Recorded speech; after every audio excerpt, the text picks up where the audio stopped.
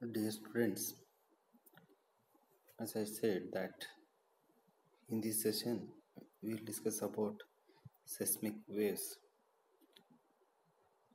During each earthquake, elastic waves are generated at the focus. These waves are called seismic waves and they travel in all directions with their characteristics velocities. It is now a well established fact that seismic waves are of three main types abbreviated as P waves, the S waves, and the L waves. First one, the P waves. These are also called the primary waves, push and pull waves, longitudinal waves, and compressional waves. These are the fastest of the seismic waves and are longitudinal in characters. That is, the particles vibrate in the direction of propagation. Their velocity Vp is controlled by the relationship.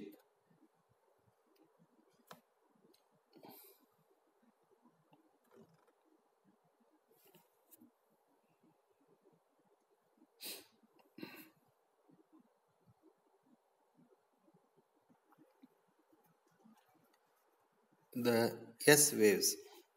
These are also called the secondary waves, the shear waves, the transverse waves, or the distortional waves.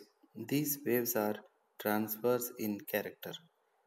Like the light waves, that is, particles vibrate at right angles to the direction of propagation.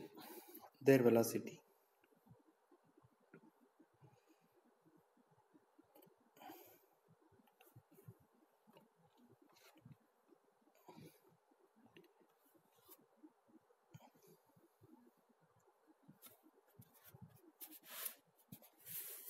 The P and S waves are sometimes collectively referred as body waves because they travel deep into the body of the earth before re-emerging on the surface. They are recorded at far off distance from the focus in major earthquakes after refractions and reflections from deeper zones of the earth.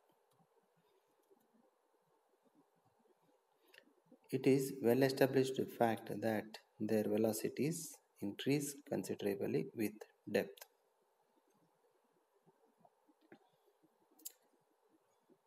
This is shown on the table. You can see the screen, the velocities in P and S waves. The sudden change in their behavior at the depth of 2900 km is of great significance in the understanding of the internal structure of the earth and has already been uh, discussed. And the L waves,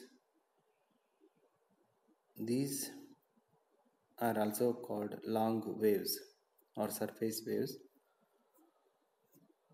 because their journey is confined mainly to the near surface layers of the earth. These waves are comparatively the sluggish and recorded only after the arrival of the P and the S waves.